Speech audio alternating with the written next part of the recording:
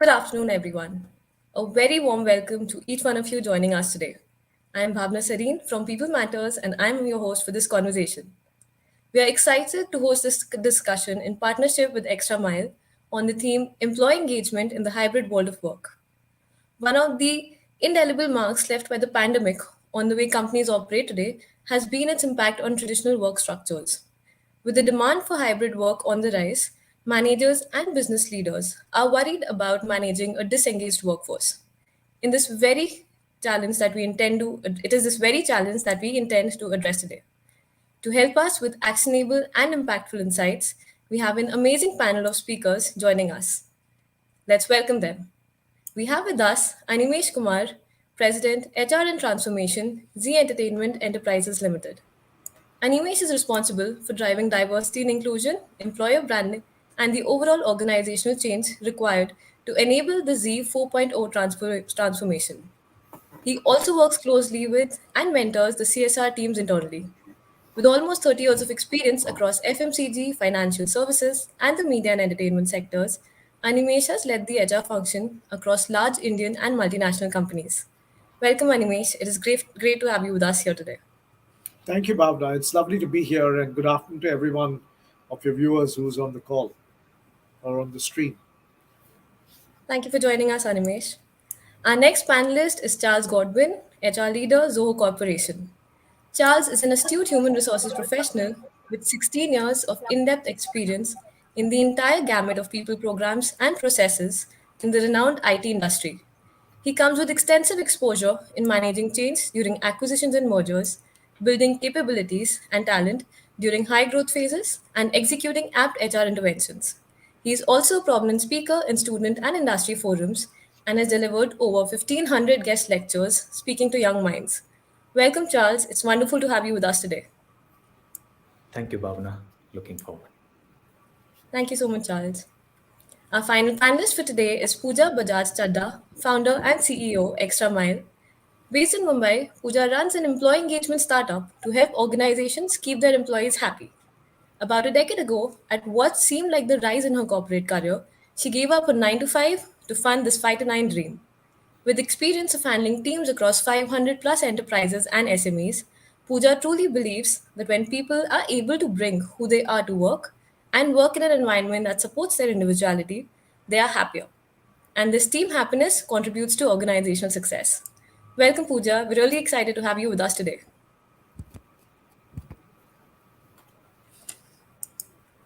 Hi, Bhavna. Lovely to be here. Good afternoon to everyone and also to the other panelists. Great to have you with us, Pooja. Now, speaking about employee engagement, can we really begin without a discussion or an engagement activity today? First actually tackle that. We have a quick interactive game brought to you by Extra Mile Play. And I'm going to request my team now to please share the screen so we can begin.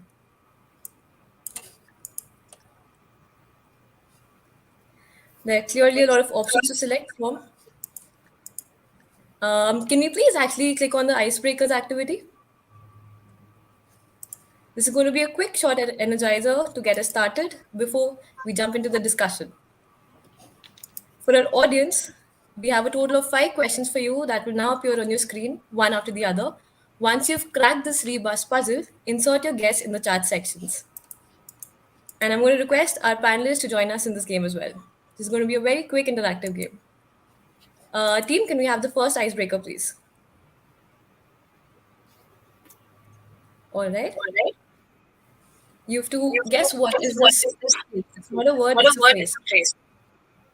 While we give time to the audience to, think about it and share their comments in the chat section, their guesses. Animesh, Charles, Pooja, any guesses from you? It's a phrase and not a word. One in a million? All right. Charles, what's your guess? I guess the same. I concur. All right. 1 in a million. All right. We have a unanimous answer here. Team, can we have the answer for this question? It indeed is 1 in a million. Great. Now moving on to the next question. Right equal to right. And here's a reminder for the audience to keep sharing your responses in the chat section. Charles, what do you think this is? Or we're gunning for equal rights. All right. Charles Animesh, what would your guess be? I'm not going to disagree with Pooja since she's designed the whole thing. My team has, yes. Charles, any different response from you, or are you on board No, with equal rights? no. Same, All I'll right, go with Pooja. great. So, team, can we have the correct answer for this brain teaser? Wow, equal rights it is. Can we have the next one, please?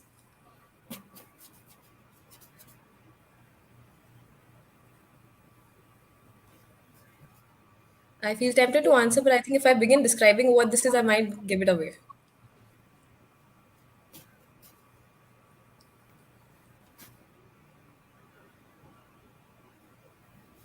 Any guesses? I leave you. I believe you. All right, I believe you. Charles? UI, user interface. All right. Pooja, what about you? Well, I will not get any brownie points for answering right, but I'll give you a clue. The I is inside of you. I is inside the you. Yes. So it is I believe. In you. That's correct. Okay. Absolutely. Okay. I believe in you. Okay. Great. And I think our We have audience is also 7 getting out of this right. Manish got it right. Donovan Rodriguez Manish has also got it guessed right. it right. Two more to go. Manish and Reshma just Manish, responded. Manish Sharma from the audience. I think he got it yes. right. Manish, Donovan, and Reshma. Congratulations to you two. Final two to go before we kickstart this much awaited conversation. Team, can we have the next question, please?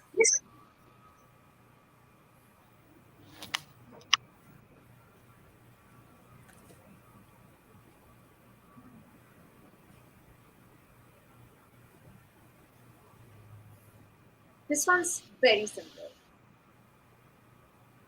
Yes, but the question always comes back, right? Is it too simple? Is it too simple? Or is that a trap? Yes. Good question. Any guesses? Let's wait for the audience to respond. Sure.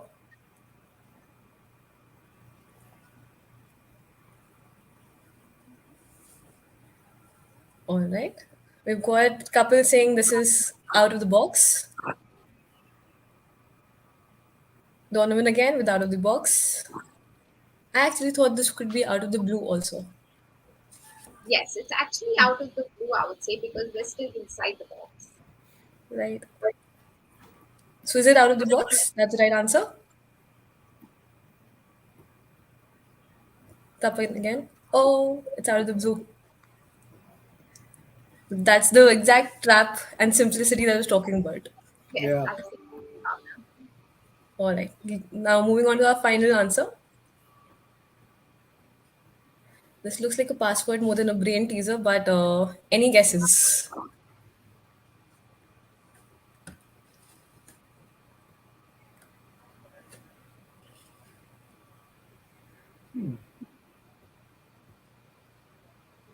Do we have any guesses from the audience coming in?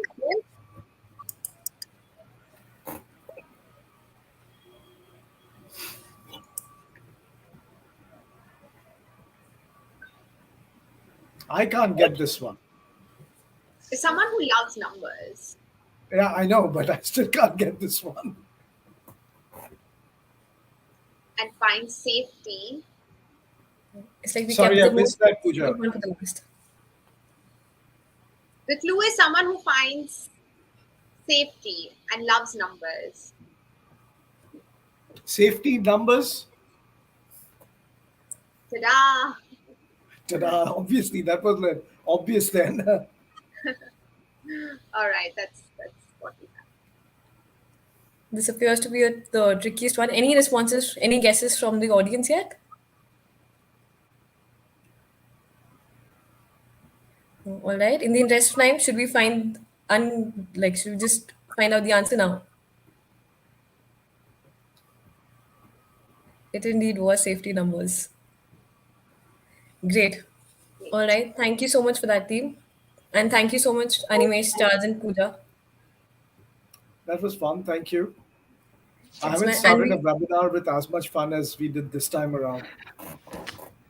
absolutely. I wish we could go on with this before we had to begin our discussion, but uh, looking forward to a very exciting discussion with the three of you. So we have an enthusiastic audience clearly to make the session even more engaging. And before we move on to the much awaited discussion, a quick note to keep that momentum on the chat section going with questions during the session.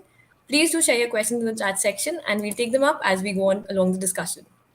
Now, without any further ado, I'm going to now begin with the conversation. Animesh, my very first question is for you.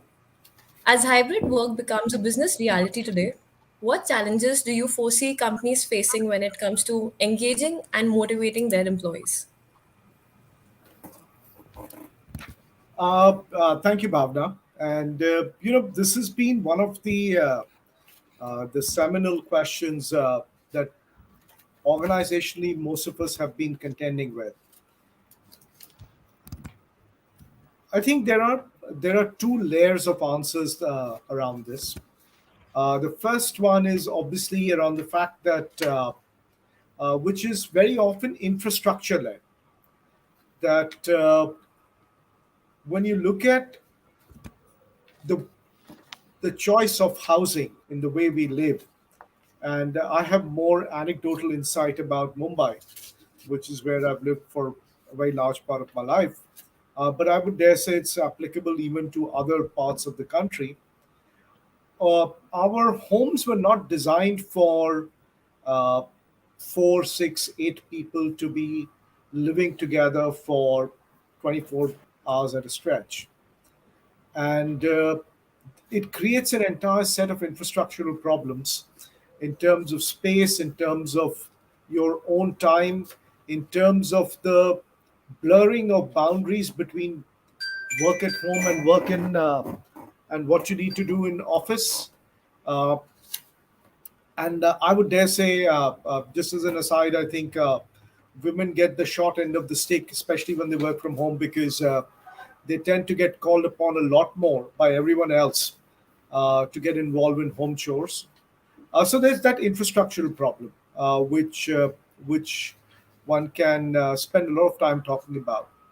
But I think, in addition, there are challenges around how do you build culture from an organizational lens when people don't physically interact with each other, when people don't physically experience an organization.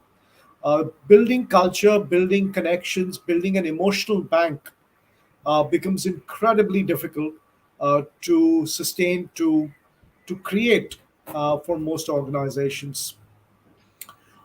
The challenge from team working when some of your team members are online, some of your team members are offline, creates its own issues of getting work done.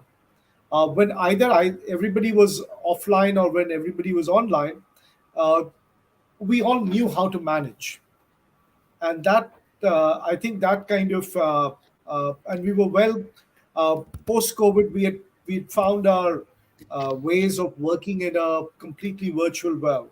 The hybrid work is something that we are all getting to grips with. And lastly, I would say that our managers are not fully equipped uh, to handle this new format of working. So there are multiple challenges that we all need to contend with. I'm sure we'll find answers as we go along, but as we stand today, organizationally, these are some of the top of mind issues that I'm contending with as we get into a hybrid working format.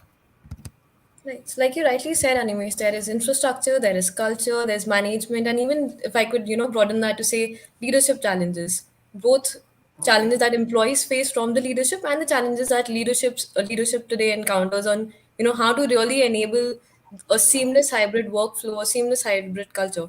So given there are so many challenges that are there, but we have to begin somewhere. So Charles, I'm going to come to you with my next question. So, like, Animesh just shared a set of challenges, and I'm sure every one of us experiences their own challenges in their organizations. So, what would your advice be for HR professionals and leaders? What should be their top priority when tasked with designing engagement programs for a hybrid workforce? Okay. I think so many years back when uh, when I started exploring what engagement is all about, what I have seen specific, I'm sure every one of you will agree with. Whatever we do with regard to celebrations, events, and so on has been called as engagement. But in the recent times, at least over this last one decade, if we look at engagement as something which we want to really bring in meaningful engagement with our people. The key thing which I look at personally, if you ask me, now engagement beyond the desk should be one of the key factor. I'll give a classic example.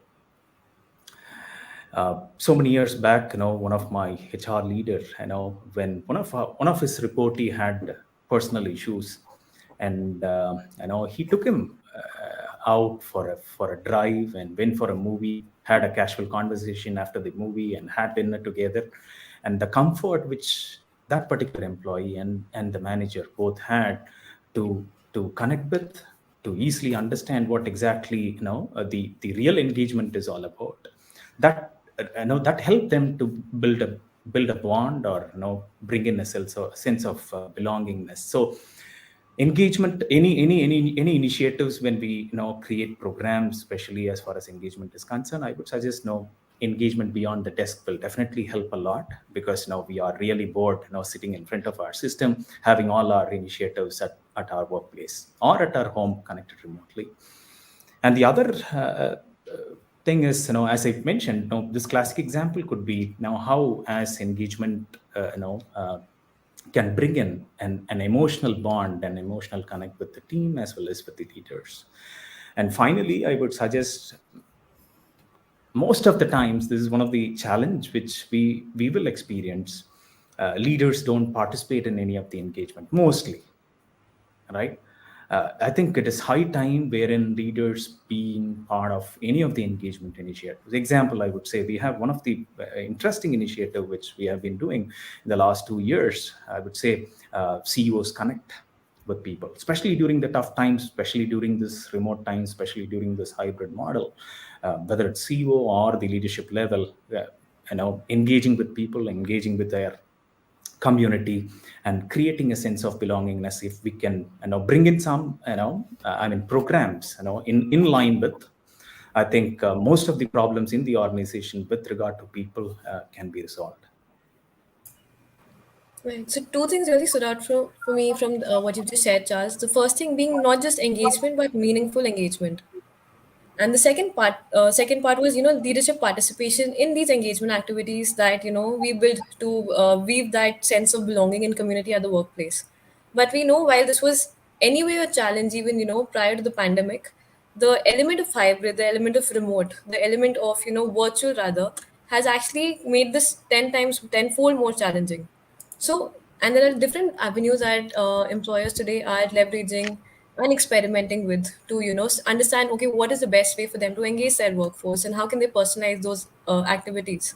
And technology clearly has been a big part of it to, keep everyone connected. So, Pooja, my next question is for you. How do you really see digital technology and interactive platforms enabling HR professionals to address some of these key issues that we, just spoken about with respect to a distributed workforce in a hybrid setting? Right. So, Bhavna, what I have noticed, and this is something we noticed at Extramile over the last 9 years, is that digital platforms were solving issues related to disengaged workforce even prior to COVID. At that point of time, the enterprises had a different problem statement. It was that all of the action is taking place in the head office, and how do we ensure that there is inclusion, and those in remote locations, in branches where the budgets are lower, the reach is far more. How do we ensure that they are equally engaged? So at that point of time, digital platforms were used to bring those employees together under one umbrella. So there is no demarcation, between what's happening at the head office and the branches. And to be really honest, that's the same problem statement we received even this morning. So now that we have certain employees coming back to office, it's the same problem statement that the last 2 years, digital has worked great, to have everybody equally engaged because we're all at home. But now that the branches are going back, the those who are in the head office are coming back to office. How do we ensure that we still stay connected? And the answer still stays the same. It is use the right digital tools. The reason I say the right digital tools is very important in a hybrid format is because you don't want to have proximity bias. That's one thing that the managers will have to be very aware of, because when you see people right in front of you, you just tend to have a bit of a preference. So how do you avoid that bias is to ensure that you are providing a digital platform that brings about that bonding, that emotional connect that Charles was talking about. He said out of desk. Now, how do you, the challenge here is how do you bring that out of desk emotion to something digital? What is it that your digital platform can offer? And that's just even beyond the water cooler conversations. What is it that your digital platform can offer to ensure that your teams collaborate, they connect, they're able to bond in an emotional format, just like they are if they are in office? Right. Charles, would you like to add to that? No, no, How are please you go leveraging ahead. technology? All right. Let me Great. give you So, an example of sorry to interrupt you, but let me ask you a question. When you are say scheduling a huddle meeting, you have Zoom, you have Teams, you have Google Meet, you have so many other different channels. Now, does a manager or even an employee call up the HR and say, can you schedule a Zoom meeting for me? They don't. And why is it that they don't? Because these platforms have given ownership and accountability and the flexibility to the employees to do it themselves. Now, if you have to put the same thing on engagement, can there be a platform where the ownership of engagement is not just in the hands of that one central body, which is the HR?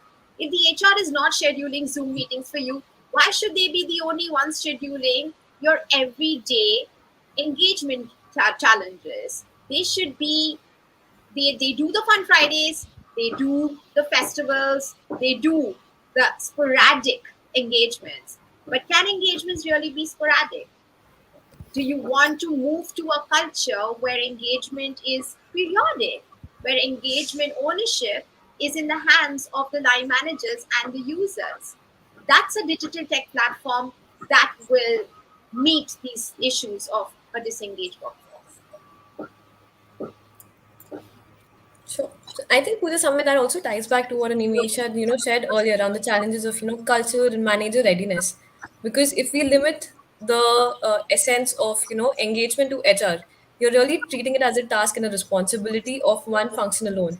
Whereas today, especially in today's context, we require that ownership indeed to come in from managers, to come in from individual business units to drive that engagement. And that's absolutely crucial to make it more sustainable and not like occasional conversations or occasional interactions, but making it like, Animisha said, a part of that culture. And like Charles has also shared, enabling that sense of belonging because that's what makes it authentic and sustainable at the end of the day. So my next question is for you, Animation. While you've shared the challenges already, we've come to realize that flexibility is becoming an important employee demand, and at the same time, it also poses a challenge to traditional models of employee engagement. So, how do you think HR professionals should equip their managers with the right skills and techniques to facilitate engagement? So, Bhavna, let me pick up from where Pooja left off. And I think the a central theme has to be on the two axes that Pooja spoke about. One is uh, moving it away from being a activity that is done to employees or done to managers to making that activity becoming what employees do or what managers do.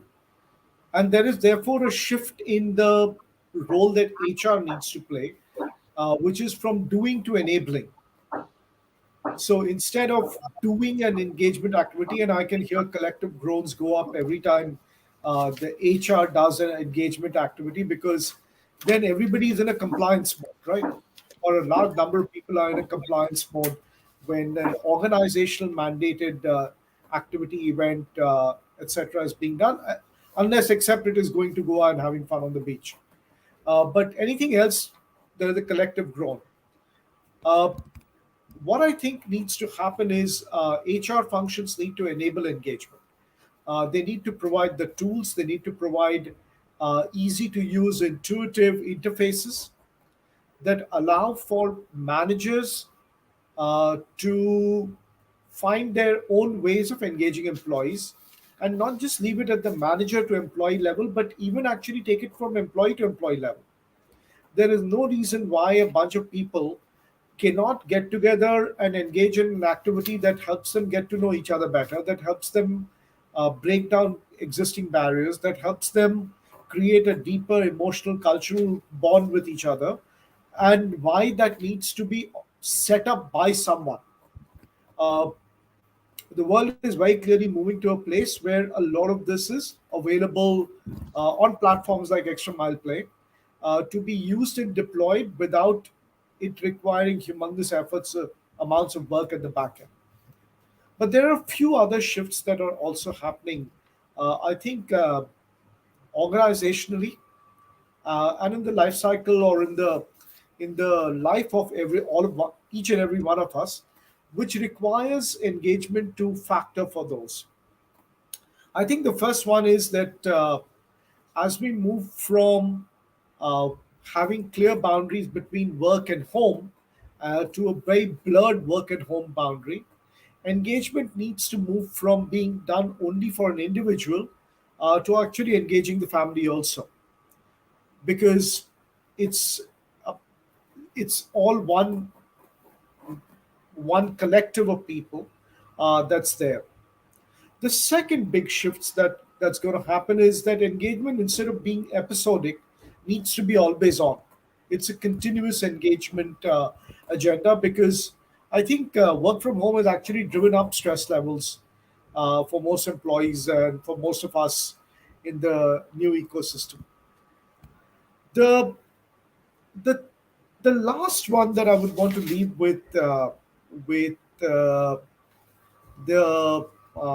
leave for consideration is to really take a leaf out of what I maintain is delivering customer grade employee experience, and which is what technology and digitalization have done is allowed us to personalize to the universe of one.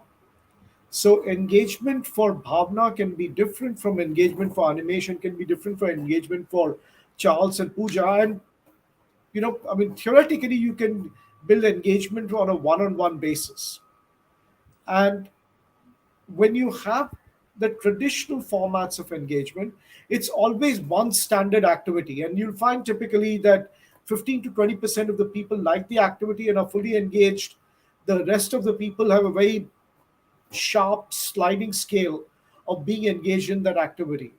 And a tech enabled digital format of engagement actually helps you create appropriate courses or appropriate uh, formats by which you can engage different kinds of people. I mean, some people are cerebral, some people like physical activities, some people like games, etc., etc. And you can do all of those things that make it a lot more powerful. So yeah, I mean, I think these are where the shifts in engagement are happening, and love to hear what Charles and Pooja have to say about some of these thoughts, and how I think Pooja is trying to solve for some of these problems on from an extra mile play side. So that's exactly what we're, and thank you so much for highlighting these, because this has been the problem statement for which the brainchild Extramite Day came about. We wanted to build a platform where it is a networking infrastructure that allows those who may not even be from the same department, from the same location, maybe not even working with each other, need to work with each other on an everyday basis, to be able to come together, connect, find common interests, find ways, find opportunities, and then you never know when you are able to contribute to ideas that led to each other's success. When that bond takes place from peer to peer, when the bond takes place from peer to team and peer to manager, we all know of. But peer to peer from a different department, that is something that is only possible if you are in a tech world, a tech platform that allows for those kind of opportunities.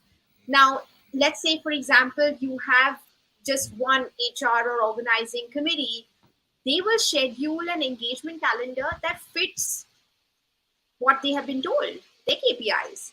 They will build an engagement calendar to tick off the customary events that we have been doing year on year, and they'll make it as inclusive as they possibly can from a cultural perspective, from an interest perspective. But like Animesh said, it may not fit everyone. So why not? Why not give the onus of engagement to the employee herself or himself? Wouldn't that build more trust amongst the team?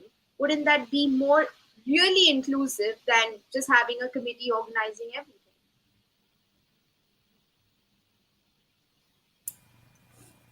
Thanks for sharing that, Pooja. Charles, your thoughts? How are you leveraging digital technology and how are you addressing these challenges? Yeah, yeah, both have covered. No, just to highlight again, I think we should give empowerment for leaders within the organization. For example, business unit one can be different, and business two unit can be different in their own way of having their engagement initiatives. So, empowerment for respective teams, team centric. Now that will help the engagement be more effective in terms of the people they address. Right. So while we speak about business unit to business unit, and I think Pooja, you had also just a while ago mentioned about the peer-to-peer collaboration. Often when we see these engagement activities, they become at times concentrated on particular teams, and what gets left out, especially right now in a hybrid context, is the cross-team collaboration. So when we speak of collaboration, it is often within the team how you're building that culture, but there is also this a sense of cross-team collaboration, which is cross-functional collaboration rather, which is very crucial for a seamless workflow at the organization, very crucial to actually make engagement programs that much more authentic for each and every one. And while it might not be possible to, personalize every element of it, but there is still work that needs to be done to enable that cross-functional collaboration. So we have a question on similar lines from Donovan. How do we address and deal with the communication barriers between different departments within an organization, especially one that follows a work from home culture? And he's also, I think, one additional thing here is keeping in mind that some of these departments do not have to really communicate with each other on a day to day basis. And there's been 0% contact. At least at work, at the workplace, you might, happen to see each other's faces or, bump into each other. But working from home, you absolutely are not talking to each and every team where a conversation is not required, or you do not have a, pre existing rapport with someone. So, how can organizations and HR leaders really address those communication barriers and facilitate engagement from a cross-functional lens? So this is actually exactly what I addressed a couple of minutes ago. Is selecting the right tool, selecting the right platform that allows for that networking infrastructure.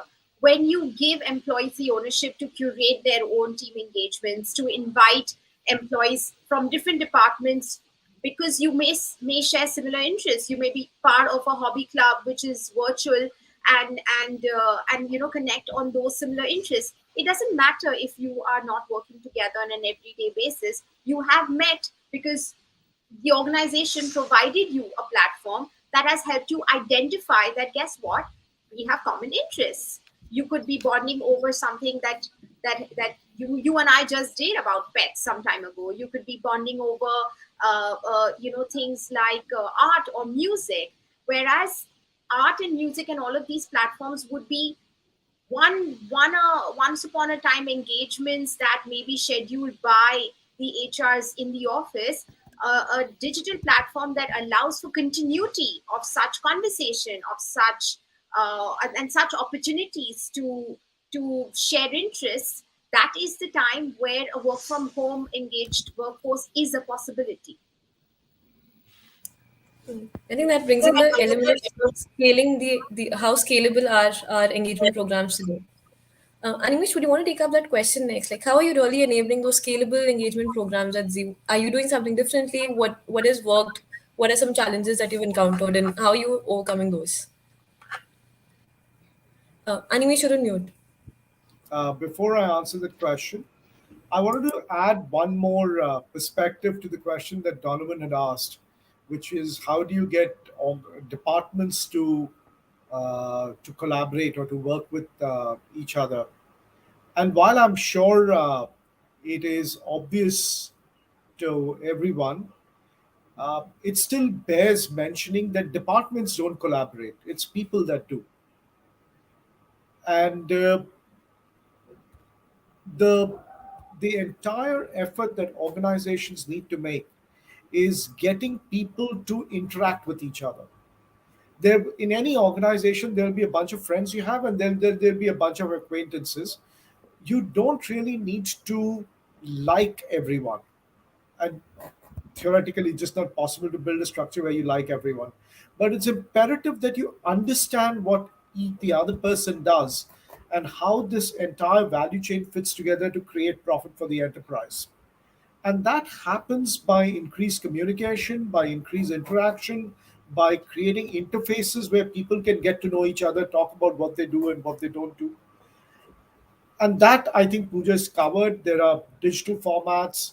I would even go a step further and say it may be worthwhile, and that's something that we do in Z, to allow people across functions to get together on a frequent basis uh, for a coffee or for a meal, which is funded and paid for by the company, because we've seen the power of informal interactions that goes a very long way in building more collaborative workspaces within the organization. Uh, I generally believe that people who like each other work a lot better than people who don't or don't know each other. So that's something that is just very homespun wisdom. You won't see this in a lot of HBR articles. And having gone around the entire world and looked at all kinds of very sophisticated design, I think doing some of these simple things well really makes the moves the needle a lot.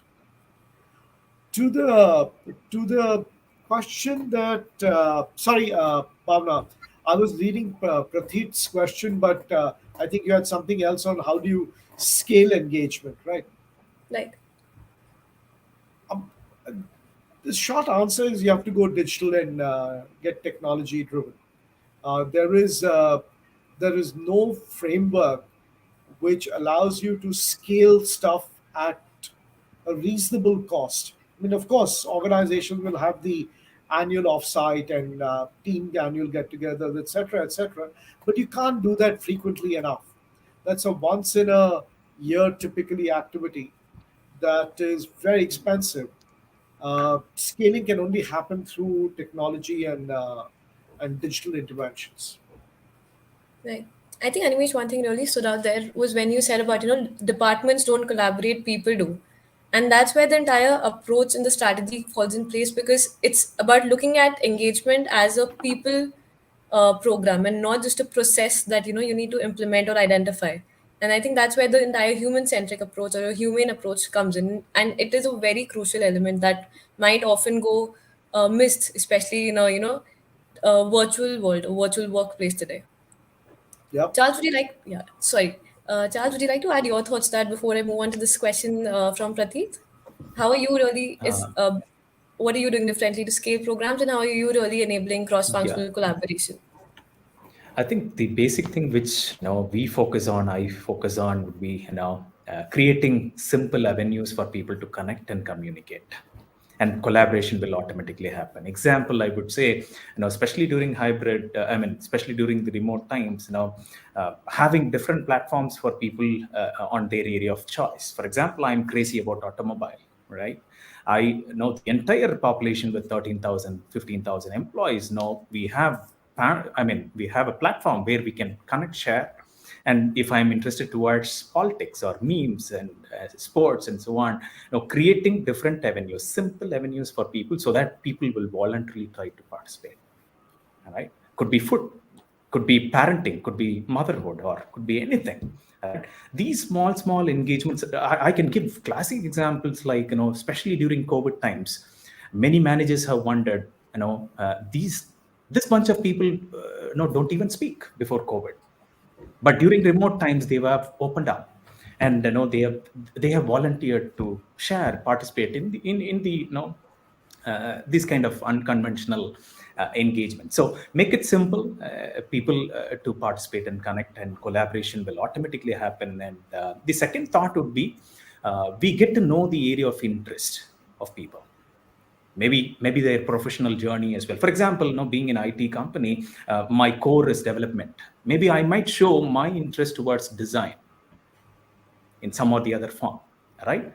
It's an alarm for the manager to see whether that particular person can be trained in design, and given an opportunity for him to handle both 70% development and 30% design, making them participative in some or the other way, where people feel happy. Finally, to conclude, I think engagement will help us for leaders to define roles rather than creating roles.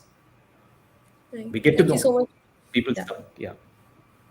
So, like you rightly said, Charles, I think simplicity at the end of the day is key to how you're designing these programs, and leveraging common interests to actually build on that, and providing the entire workforce those avenues to come and share those thoughts together.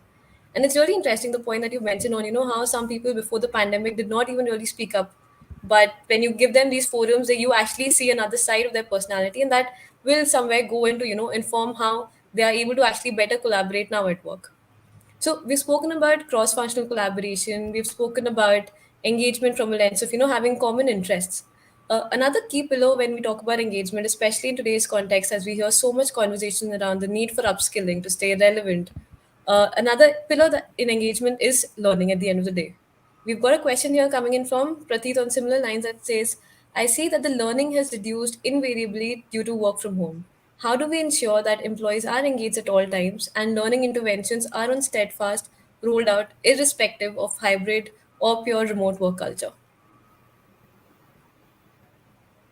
Animesh, would you want to take that up first? Sure. Uh, Bhavna, I've said this earlier also. The way I look at learning and the way we are orchestrating learning in Z is to look at learning on a two axis framework. One axis is time, and the other axis is money.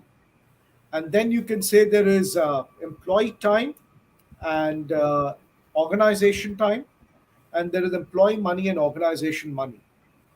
And learning has to be done on all the four quadrants. What our experience has been that during this whole virtual work and work from home, COVID led changes in the work format, we've had to expand the quadrant of organization time, organization money available for learning. In a normal situation, there would be all of these four quadrants that would typically be deployed, where there's organization money, your own time, or organization money, but organization time, but your own money, etc., etc. But during work from home, we've had to expand the percentage of interventions being done in on organization time, organization money. AKA, what does that translate into? Given just the level of stress that's happened because of the pandemic, you have to create carve outs for an employee during her or his workday where that person is able to focus on learning. And then we've supported that learning with a fairly robust platform that we've built called Zcademy that allows us to curate content from the best in the world. You pick a university, you pick a provider of content, and we've been able to curate that content and make it available. So we've created flexibility. The employee is able to choose his or her time on when the person wants to invest in learning. The entire framework is entirely free, and employees are encouraged to carve time out during their workday to spend time focusing on upskilling, learning, as you call it. And we found that with those interventions, our metrics on learning and development and employee time spent on consuming content, learning content, has gone up dramatically, and we've had significant success. We've we've probably beaten a lot of the Asia and Australia benchmarks, and we are now like targeting to look at even beating some of the better benchmarks globally on just the amount of learning and development that employees are doing, leveraging this approach. So I would that's the way I would set that up going forward. Thank you for sharing that, Animesh. That's a really interesting approach that Z has undertaken to, focus on learning engagement.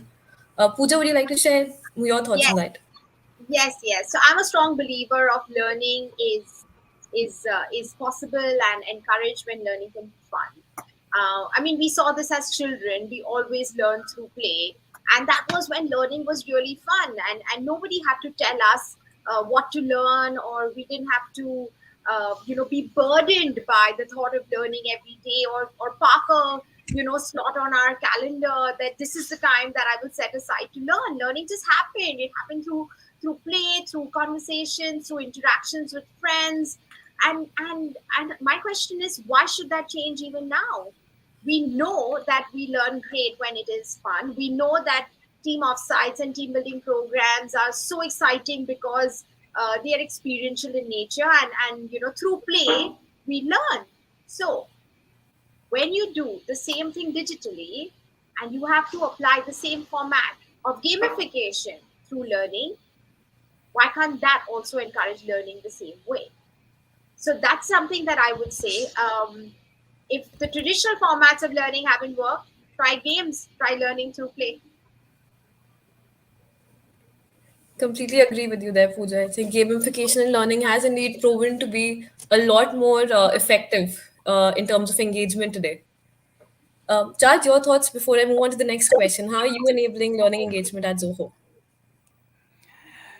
Creating curiosity through leaders, makes a lot of difference for people, right? That's the only key learning which I have learned. I mean, leaders do, for example, could be yoga, could be swimming, or could be their, upskilling in terms of new technology and so on. People automatically try to, keep themselves engaged and move forward. Yeah. Great.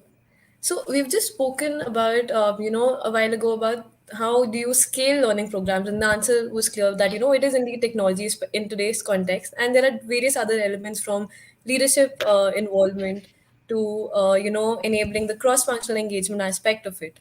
So while there are these several elements to engagement, and we are literally experimenting on it on an everyday basis today to see what really is effective in a hybrid world, there's another element when it comes to from sustainability to effectiveness and readiness for the future of work. And many today argue that the future of work is not far away. This is the new now of work, and we are already there in the future of work. So, Charles, this question is for you. Given the rapid changes that have shaped the way we work and they continue to shape the way we work, what are the imperatives today to make sure these engagement practices are not just scalable and sustainable, but they in fact are future ready and serve the purpose that they are intended for? Okay. So especially during this COVID times, I'm sure many organizations would have had a challenge of, really having the essence of the culture of the company, number one. And the other aspect could be, I think, as I earlier said, giving empowerment for leaders, business leaders, to run their show, right? Of course, they are rooted as part of the organization, but still they have a free hand to explore and based on their people's need, right? For example, each process, each policies within the smaller policies or process which I'm referring to can be in their own style. Even this engagement, can be in their own style. Make them progressively team centric. That should be the way forward, I feel. Of course, rooted in the organization, but focusing on team centric. The other aspect could be, of course, team leaders and managers has to be trained, to create that kind of a culture within their teams. Business one team has a unique culture, business two team has a unique culture. Even if we continue to work from home for the next 3 years or 5 years, engine should run on, right? The organization should run on, the business should run on. Thank you. Yeah. I think what stands there again is the people centric element of engagement programs that we design today. Pooja, would you like to add your thoughts to that? How do you think in organizations really make engagement programs future relevant and future ready?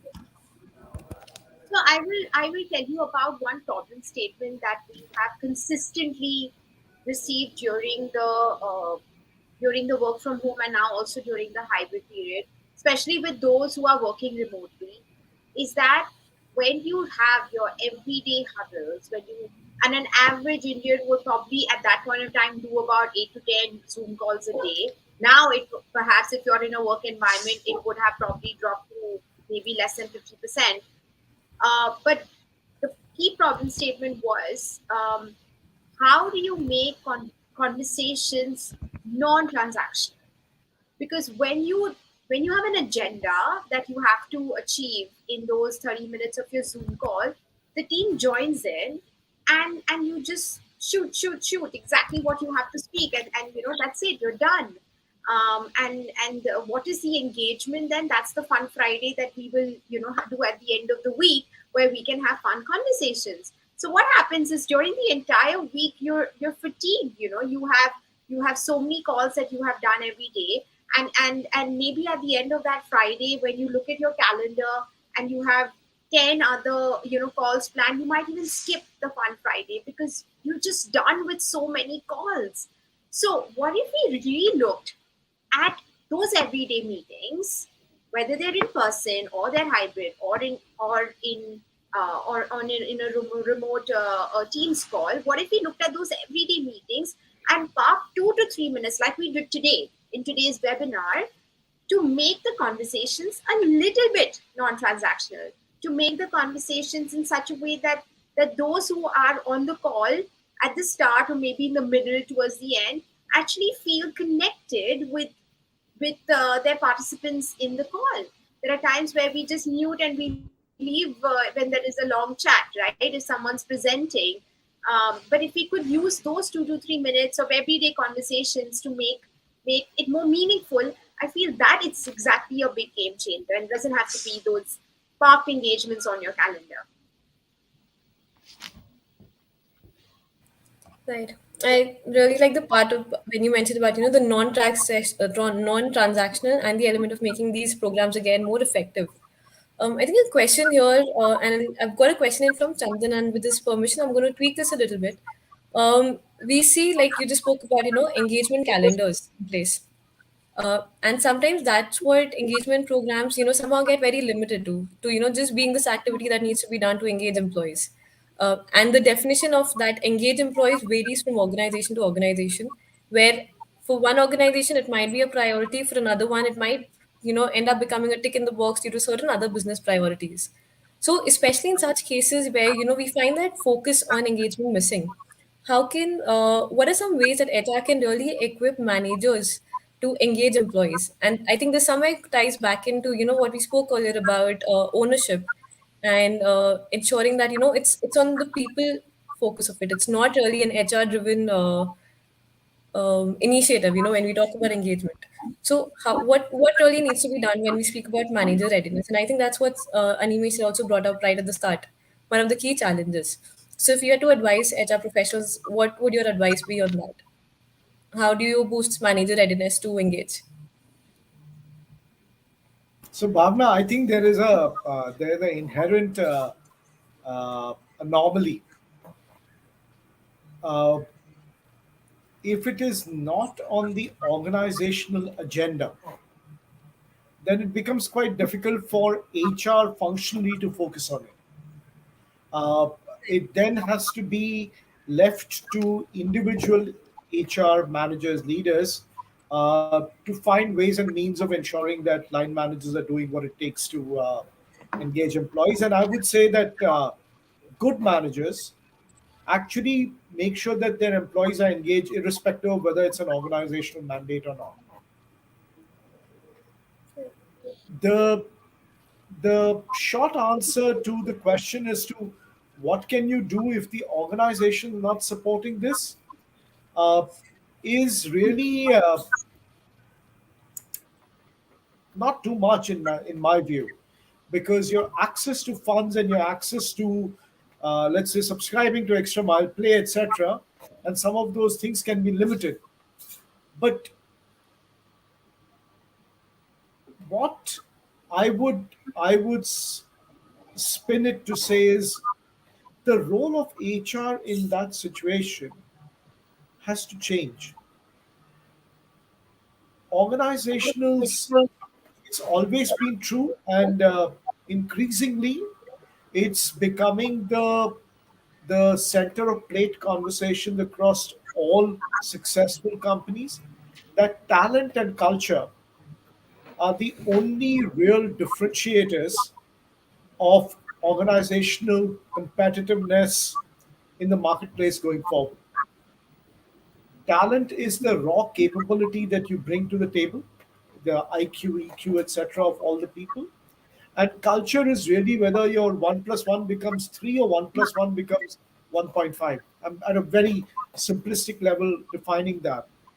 And the role of HR then needs to be about ensuring that organizational leaders or whoever be the people who are making decisions in power or in positions of authority understand the context of why talent and culture is so central and critical to long-term success.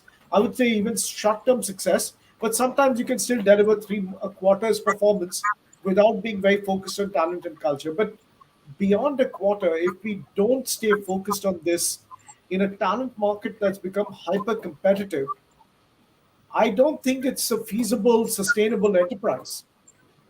And the more I have thought about it, and the more I've seen organizations across the board, you pick up the newspaper on any given day, there will be 14 articles on talent and culture and how, I mean, just for example, the stock price of large organizations will move because attrition goes up, for example. So I think the role of HR would shift if there wasn't adequate focus on talent and culture to bring that focus in. And once it's there, then you're able to bring a lot of other tools into play.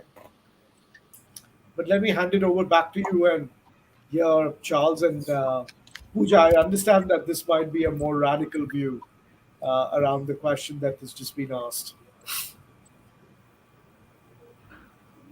So I'm going to quote a cliche. You know what they say: people don't leave organizations; they leave their managers, right? So I have a very simple answer to this question. We will help you solve your manager problems with the help of your HR. Come join us on Extra Mile today. And no, as Animesh says about affordability, it is very affordable. Thanks for sharing that, Pooja. Charles, what are your thoughts? And I would like to just read a write-up which I have read recently in Twitter. 100% of employees are people. 100% customers are people. 100% investors are people. If you don't understand people, you don't understand business. And that should be it to bring back the manager and the organizational focus on engagement. Absolutely. Yeah. Okay, very well, sir. Thank you so much for sharing that quote with us, Charles. And as much as I would want to keep this conversation going, we have time for one final question. Sure, a lot of takeaways from everything that we've discussed today, but for all three of you, if you had to give just one advice to HR leaders today to truly engage their employees in 2022, what would that one advice be? Pooja, would you want to go first? Sure, sure. I would say, focus on how your employees work and not so much on where they work. Thank you. Animesh? I would say if there is one thing that you do, just focus on engaging your employee. Everything else will take care of itself. A highly Perfect. engaged workflows finds solves most problems for organizations. Great. Charles, your closing thoughts. Yeah.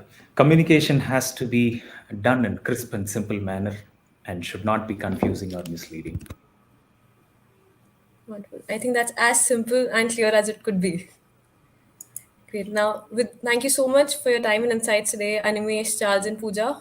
There've definitely been a lot of learnings from the three key challenges, Animesh, you shared: culture, infrastructure, manager readiness, to talking about how we need to really focus on driving scalable and meaningful engagement by leveraging digital platforms. The changing role of HR from really not just doing but rather enabling and driving that ownership across functions, focusing on simplicity, focusing on people over processes, gamifying learning wherever possible, and ensuring that in every aspect of engagement there is visible and vocal leadership involvement to actually make it more believable for the organization to engage in and to actually scale those efforts and see that impact that we intend to drive through these engagement programs. Thank you so much once again. It's now time to wrap up this very interesting discussion. We would also like to thank our partner for this session, Extra Mile Play. Extra Mile Play is India's first ever DIY SaaS platform for employee engagement with solutions to engage employees across their life cycle. They work with top companies to improve engagement levels and build happier teams. You can check out their platform for more information on www.extramileplay.com. A big thank you to all our attendees today, and a big thank you once again to Animesh, Pooja, and Charles for joining us. Thank you. Thank you so much. Thank you so much. With this, we now wrap up today's session. We hope you're taking back actionable insights that you can implement in your organization. Please don't forget to provide your feedback in the survey link in the chat section. Your input matters. Stay tuned for many more such exciting conversations. This is Bhavna, your host, signing off. Thank you so much for joining us today and have a great day ahead.